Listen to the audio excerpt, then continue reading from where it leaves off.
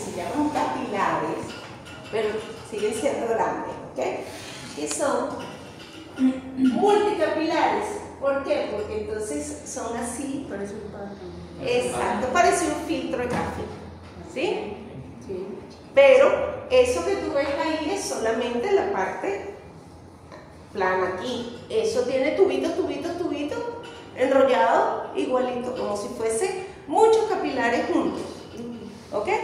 No es un filtro de café plano, sino que todo eso es un rollo de capilares que están todos juntos. ¿Qué me permite eso? Bueno, que yo puedo usar, por un lado, el beneficio de la capilaridad, ¿verdad? Que es que aumento la eficiencia, aumento la longitud de la columna, pero además me permite una masa muchísimo más grande que si fuese una sola. Entonces puedo inyectar una gran cantidad, ¿sí? Entonces, esas son las columnas multicapilares. Líneas paralelas de columnas capilares con un diámetro convencional. La eficiencia próxima de las columnas convencionales tiene una capacidad similar a una columna empacada, y las columnas son más cortas para análisis rápido. Entonces, por ejemplo, aquí vemos un bellísimo cromatograma de diferentes explosivos, ¿sí? Allí te aparece separación de explosivos, una columna multicapilar ya definida.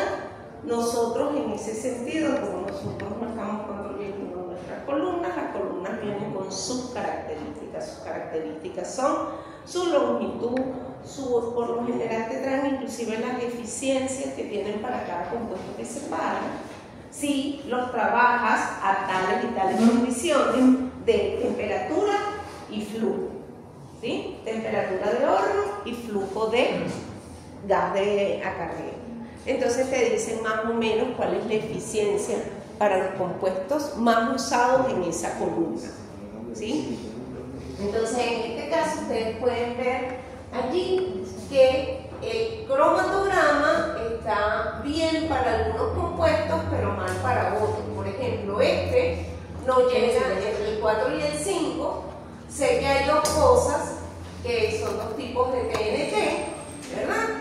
Pero no están bien separados. Es decir, el cromatograma no está resuelto. Cuando un cromatograma está resuelto es que cada pico llega a la línea base y vuelve a subir, aunque sea en un nanosegundo, pero baja a la línea base, ¿sí? Si no baja a la línea base, no está resuelto. Y si no está resuelto, no debería poder cuantificar, ¿ok? Para poder cuantificar bien algo, yo tengo que tener un cromatograma resuelto. Sin embargo, yo puedo utilizar un cromatograma para identificar, siempre y cuando yo tenga los patrones, ¿sí? Entonces, en este caso, yo sé que aquí hay dos compuestos, porque hay dos picos diferentes, ¿sí? Y los picos están definidos, pero no el área de cada pico. Yo no sé abajo dónde es la intersección de cada pico, ¿ok? En el caso del número 3, que es el 246 TNT, ¿sí? Está perfectamente resuelto. Después tengo aquí, este es mi inerte. ¿Cómo sé yo que este es mi inerte? Porque es el primero, es el que menor tiempo se tarda y además, mira el margen. No necesariamente, pero eso también por lo general son los más delgaditos.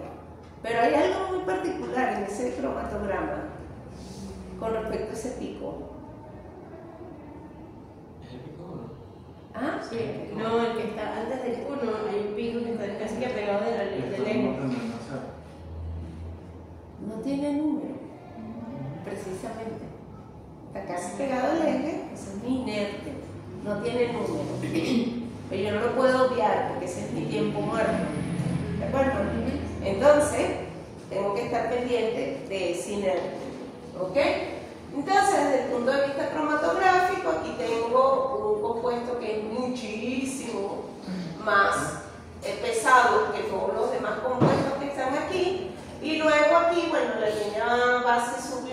cortico, pero se supone que ya todos los compuestos están ahí, ya salieron todos.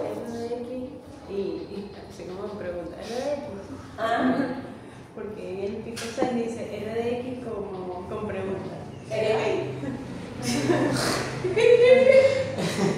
No poseo la información. No sé por qué dice RDX pregunta. Así como desconozco cuál es el pico.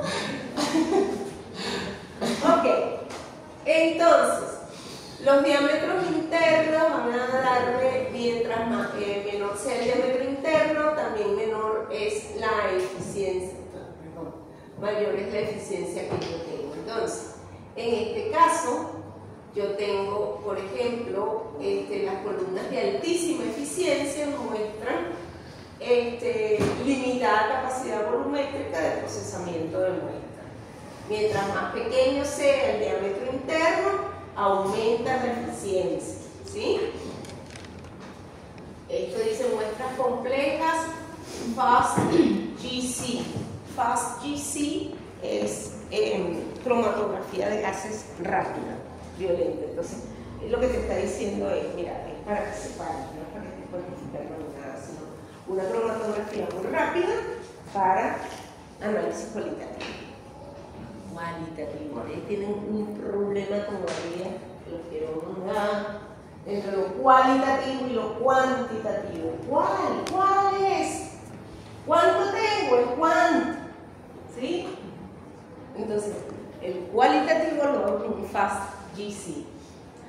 Los diámetros más comunes son entre 2.25 milímetros y 0.32 milímetros, tienen una capacidad volumétrica limitada, y los diámetros que se llaman grandes son los que se llaman megapore, pero esos megapore tienen menor eficiencia pero tienen mayor capacidad. Entonces recuerden que cuando nosotros trabajamos con columnas, sean empacadas o capilares, siempre vamos a estar jugando con eso.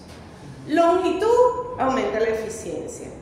Si aumento el diámetro, disminuye la eficiencia, pero me aumenta la capacidad de la columna. Entonces depende para qué la quiero. La quiero como preparativa, la quiero como analítica. Analítica puede ser cualitativa o cuantitativa, ¿sí? Entonces todo depende. Preparativa para cómo va a ser esa aplicación. La aplicación preparativa es para que te separe y tú vas recolectando. Okay. Si tu detector no es destructivo, entonces tienes que tener un detector no destructivo, tú vas recolectando lo que te va separando paso por paso. Okay. ¿Sí? Si es solamente analítica, es quién y cuál, cuánto y cuál. ¿Sí? Dependiendo del detector que tenga también. Porque si fuera solamente por cromatografía, solamente me dice cuánto tengo, más nada. Y eso porque me lo dan el área. Pero el detector es el que define qué otra información me va a dar. Ya vamos a comenzar a ver los detectores. Ok. Las características de la fase estacionaria, entonces tenemos que la fase estacionaria debe ser selectiva, interactuar diferencialmente con los componentes de la muestra. Una fase estacionaria selectiva me separa adecuadamente los constituyentes de la muestra. Una fase estacionaria poco selectiva me va a dar una poca resolución, aún con una columna de buena eficiencia. Poca resolución es esto. Los picos aquí no necesariamente llegan hasta la línea base. ¿Ok? Las reglas generales de la fase estacionaria deben tener características que permitan la separación de dos solutos a ser separados, sea por polar, apolar o aromático, ¿no? Sí, estamos hablando de cromatografía de absorción. Las fases estacionarias deben entonces tener un amplio rango de temperatura de uso. Yo no puedo trabajar con una fase estacionaria que solamente tenemos 60 grados de temperatura de uso. ¿Sí? Tiene que tener un amplio rango. Por lo general, los hornos de un cromatógrafo llegan hasta 400 grados.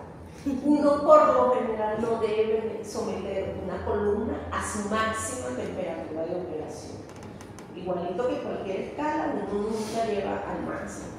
Acuérdense que el máximo es un teórico, en donde te estás jalando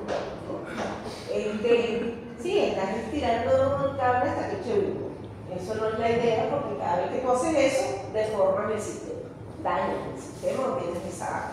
¿Cómo sería un máximo aceptable? Por ejemplo, si llega a 400, tipo 350. Más o menos. De todas maneras, ellas te lo dicen, ¿no? Ellas te dicen, por ejemplo, la columna trabaja hasta 370 grados, tú la pones a 350 Okay. por seguridad y por vida útil de esa columna. ¿Sí? Ellos nunca te van a decir la temperatura máxima a la que se va a estropear, pero tú sabes que la temperatura máxima que ellos te dicen, por lo general, le recorta la vida, que es lo que ellos necesitan. Que tú no recortes la vida porque la vas a seguir comprando y seguir comprando y seguir comprando. Tenemos que tomar en cuenta que no todo es química, sino que estamos en un mundo de mercado, ¿no? Entonces, bueno, buena estabilidad química y térmica, ya eso lo habíamos mencionado. Tiene que tener poca viscosidad, las columnas más eficientes tienen menor resistencia a la transferencia del analito entre las fases. ¿Qué implica que tenga poca viscosidad? Implica que las moléculas grandes no se deformen en el cromatógrafo. Es decir, el cromatograma no me salga con esas moléculas pesadas, gordas, sino que me sigan saliendo mi gaussiana relativamente delgada. Eso se llama, eso es un parámetro de poca viscosidad en un sistema, en una fase estacionaria. Disponibilidad y elevado grado de pureza, bueno, ya eso lo dijimos, y es indispensable que sea súper puro. Cuando estamos hablando de absorción, entonces tenemos un fenómeno físico-químico responsable por la interacción entre la fase entre el analito y la fase estacionaria, es precisamente la absorción superficial. Esa imagen que aparece ahí, con esos OH, lo que me está diciendo es que mi fase estacionaria es normal o inversa.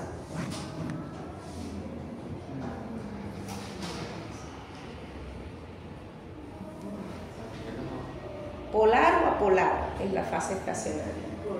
Polar. Es polar, ¿verdad? Si es polar, es normal. ¿Ok? Entonces, lo que me está diciendo ahí es que yo tengo un botón de OH esperando que cualquier cosa polar se atrape allí momentáneamente por fuerzas de Van der Waals y que eventualmente se vayan también. ¿Sí? Ok. La absorción ocurre en la interfaz entre el gas de arrastre y la fase estacionaria. Entonces, ¿cuándo me aumenta la absorción? Cuando los sólidos con grandes áreas superficiales y tienen partículas finas o poros muy pequeños. Con solutos polares también aumenta la absorción, y los sólidos con gran número de sitios activos, entonces también me va a aumentar la absorción. A mí me interesa que me aumente la absorción. Si yo quiero separar de polares o no polares, sí, me interesa que aumente la absorción. ¿Sí? La absorción jamás puede ser cero. Tiene que haber un mínimo de absorción porque si no, no me sirve para separar. ¿Ok? El fenómeno físico-químico responsable de la interacción de la fase estacionaria líquida. En la fase estacionaria líquida es la absorción.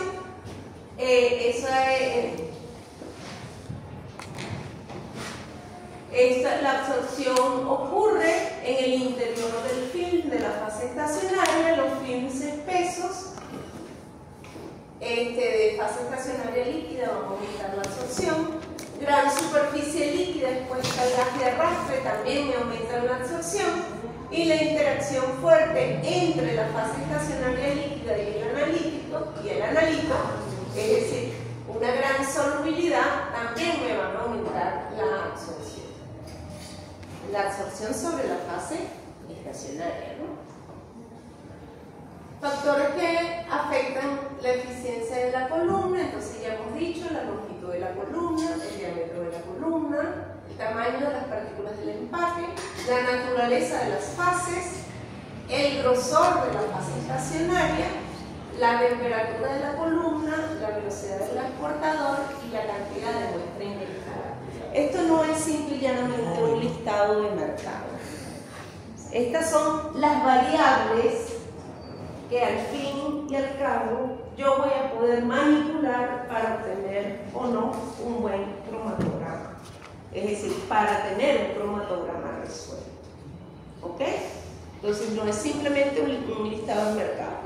Hay cosas allí, como ya hemos visto previamente, que no puedo manipular. No puedo manipular la longitud de la columna, no puedo manipular el diámetro de la columna, porque ya tengo la columna, la compré. No es manipulable. No puedo manipular cómo está rellena, no puedo manipular el grosor de su fase. Pero puedo manipular la naturaleza de la fase móvil, puedo manipular la temperatura, puedo manipular la velocidad del gas portador y puedo manipular la cantidad de muestra inyectada. Entonces tenemos que ponernos en la praxis, ¿sí? Saber lo que teóricamente me influye, pero lo que prácticamente puedo manejar. Ok, cuando nosotros vemos un cromatograma, hemos dicho que la forma del cromatograma nos va a decir cómo está funcionando el sistema. Entonces, en esta lámina ustedes pueden ver cómo la temperatura influye en un cromatograma. Si yo supongo que esta es mi eje X del cromatograma y ahí están los picos que aparecen allí en la lámina, bla, bla, bla, bla, y yo aumento la temperatura, el aumento de temperatura es como si yo jalara el eje X hacia el cero y apretujara todos los picos. ¿Sí? Eso es lo que ustedes están viendo ahí. Eso tiene una parte en donde va a haber máxima eficiencia, pero si yo sigo aumentando la temperatura, pierdo el cromatograma, pierdo la resolución del cromatograma. ¿Ok? Entonces eso es lo que ven ahí. El de arriba, que los picos están por allá botados, se tarda un montón de tiempo. Yo estoy aquí tomando café mientras la broma sale, ¿sí? El del medio, aumenté la temperatura, tengo picos bien definidos, llegan hasta la línea base y además son gaussianas bien definidas. Y el de abajo, volví un desastre al cromatograma porque lo jalé tanto, le metí tanta temperatura que todo el mundo salió montado, uno encima del otro. Eso es lo que quiere decir el cromatograma de abajo. Entonces, ¿por qué les enseño esto? Para que cuando ustedes vean un cromatograma, pilas y digan, mira, esto lo puedo reducir en tiempo aumentando la temperatura. O, está perfecto, no lo toco. O, bájale la temperatura ese horno porque le estás volviendo un desastre el cromatograma. ¿Sí?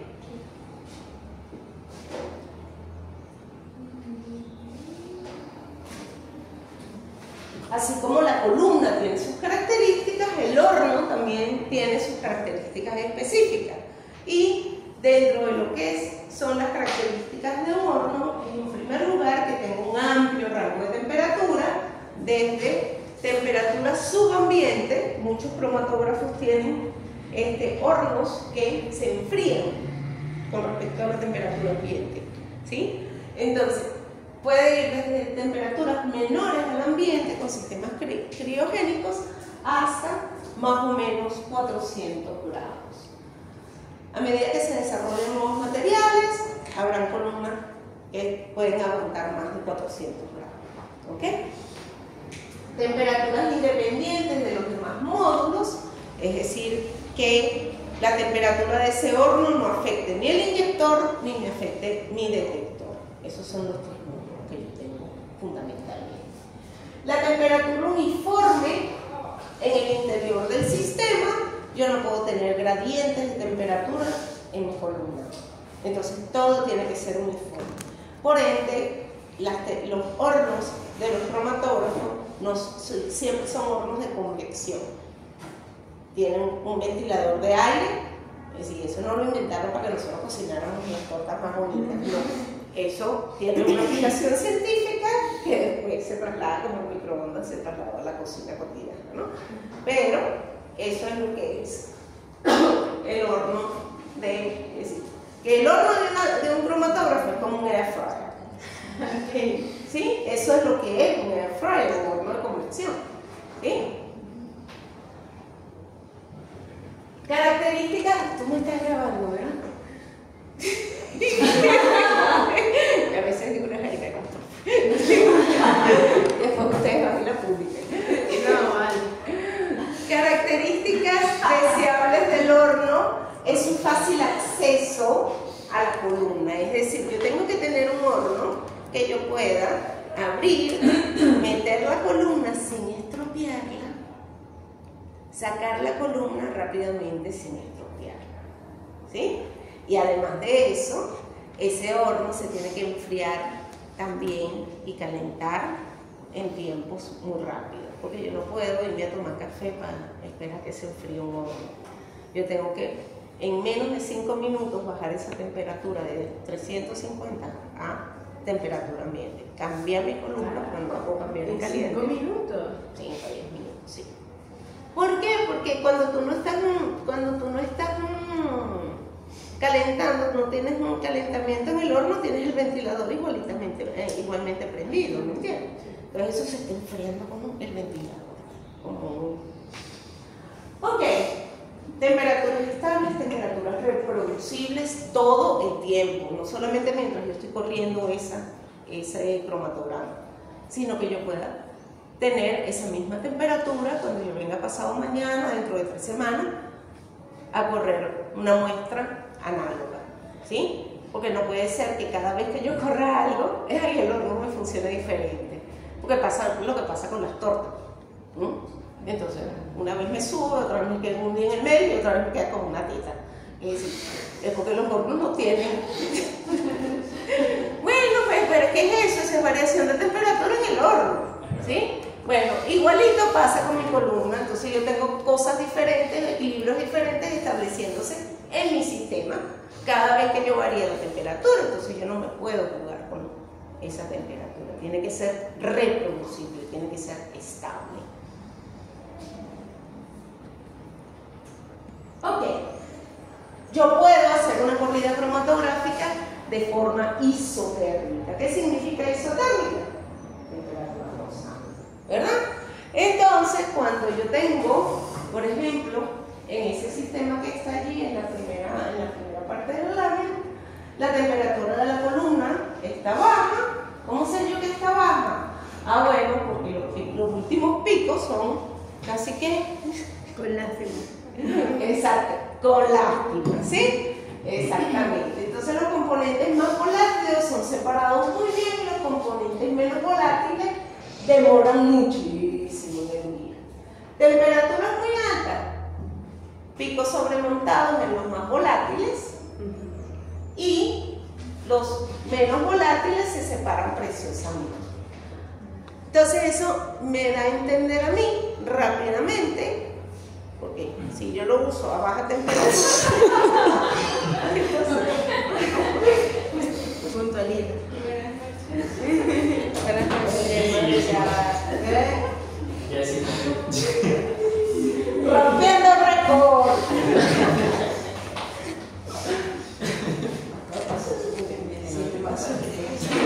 ¿Cómo que está llegando Margarita ahorita?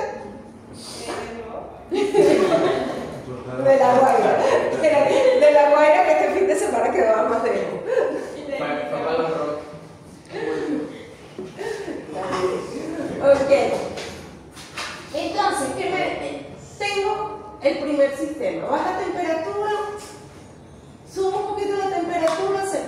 bien los últimos, pero los primeros, los más volátiles en un minuto. Eso me indica a mí que no voy a poder trabajar isotérmicamente, porque hay una diferencia muy grande entre la volatilidad de los primeros y la volatilidad de los segundos. ¿Sí? ¿Me entienden? ¿Cómo lo veo?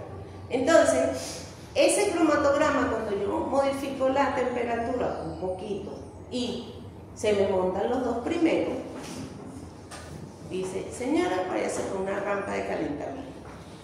¿Qué significa una rampa de calentamiento? Que ya yo no voy a estar trabajando en un sistema isotérmico, sino que voy a estar trabajando en rampas de temperatura. Entonces le pongo una temperatura adecuada, como la que tenía al principio, para los dos primeros. Y después le subo un ese horno, ¿verdad? Le aumento la temperatura para... Entonces, en vez de jalar mi cromatograma desde el cero y apurruñarlo, como dice aquí, ¿verdad?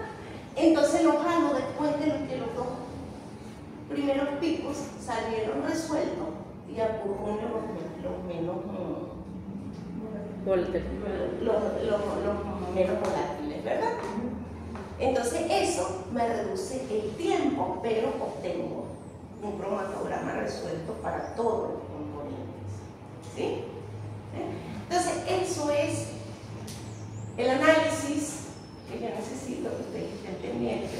Mira, tienen este tipo de cromatograma que pueden hacer. ¿Sí? Porque eso es al final lo que les va a quedar a ustedes de esta parte. ¿Cómo yo puedo resolver un cromatograma? ¿Cómo puedo aumentar su eficiencia en una separación en el momento en que yo necesito hacer una separación cromatográfica? ¿Sí? Entonces, aquí precisamente tenemos una programación lineal de temperatura. La temperatura del horno puede modificarse linealmente durante la separación. Se consiguen buenas separaciones de los componentes de la muestra en menor tiempo. Entonces tengo una temperatura inicial durante tantos minutos. Termina la temperatura, una temperatura final, un tiempo isotérmico inicial, es decir que el horno en tantos minutos me llega a 60 grados, pónganse ustedes, ¿sí? A esos 60 grados va a continuar isotérmicamente durante un minuto o un minuto y medio. Luego comienza a calentar de nuevo, entonces uno le pone inclusive la velocidad de calentamiento, 1 grado, 2 grados, 5 grados por minuto, por segundo, lo que ustedes necesiten, dependiendo de los tiempos que se están tardando los menos volátiles. Y luego otra isotérmica, ¿sí? Entonces, este escalón que ustedes ven aquí graficado, ¿sí? Mi temperatura inicial por un tiempo, mientras se llega a la temperatura inicial, porque no es instantáneo, luego mi rampa de calentamiento, una temperatura final y se queda en esa temperatura final hasta el tiempo final, ¿sí? Eso es lo que se llama una programación de temperatura en un sistema cromatográfico y se usa para obtener cromatogramas bien resueltos en mucho menor tiempo. ¿Y sale como un solo cromatograma? Sí, mi amor, es decir, es lo mismo, es una sola inyección. Okay. ¿Sí? Pero esa inyección, lo que tú estás poniendo en la columna, diferentes temperaturas para que los equilibrios que se establezcan sean más rápidos en los tiempos. Entonces, los primeros ya están listos, ya tú tienes esa temperatura inicial según el ejemplo que estamos viendo, no estaban sobremontados. Entonces tú sabes que tú tienes el segundo tiempo de retención. Después de ese segundo tiempo de retención, tú comienzas a calentar. ¿Para qué? Para después que salga ese pico, que tú hagas el resto del cromatograma. Pero es el mismo cromatograma, es la misma inyección. ¿Sí? Y eso lo programas tú antes de inyectar. No es que lo programas después que inyectas, mosca. Eso se programa antes de inyectar. Es decir, yo inyecto mi mezcla a una temperatura de que yo conozco cómo funciona mi columna, va a ciego. Sabes más o menos cómo funciona mi columna, esto es polar, esto es menos polar, los puntos de ebullición, bla, bla, bla, bla. Entonces, bueno, si le pongo tanto de temperatura isotérmica me debería resolver. Ah, bello, ¿ves? Perfecto. Este está a una rata de 10 grados por minuto, temperatura final de 150 grados, el tiempo final de 1 minuto y la temperatura inicial de 90 grados. Pásaselo, chamo, para que ellos vean lo que significa Claro, porque no es lo mismo que yo se los diga así en el aire. Ok, tienen el dibujito, pero para que vean cómo uno simple y llanamente hace la programación en el sistema computarizado, y eso, como está conectado a nuestro horno, uno sabe cómo va a funcionar ese horno en el tiempo, ¿sí? Yo tengo una noción de que tengo, ya corrí el primer cromatograma bajo unas condiciones de mi noción. No se resolvió completamente, solamente se resolvieron los primeros picos. Bueno, hago una rampa de calentamiento y recojo. Recojo desde donde a mí me interesa recoger. ¿Ok? Porque ya yo tengo un cromatograma inicial que es choreto, ¿ok? Pero me da mucha información. Me dice qué es lo que tengo que hacer. Porque la forma del cromatograma me da esa información, y eso es lo más importante. Hay veces que uno puede pasar, es decir, cuando son mezclas muy complejas, me pasaba 3 o 4 días buscando condiciones de cromatografía. Hoy en día con los modelajes te dicen más o menos, tú le pones tú pones modelos de simulación cromatográfica y te dicen más o menos las condiciones en que tú deberías correr una mezcla. Pero cuando yo era chiquita, todo era a mano, entonces uno no tenía eso, sino lo que tenías era a punta de experiencia y ensayo y error con conocimiento, ¿sí?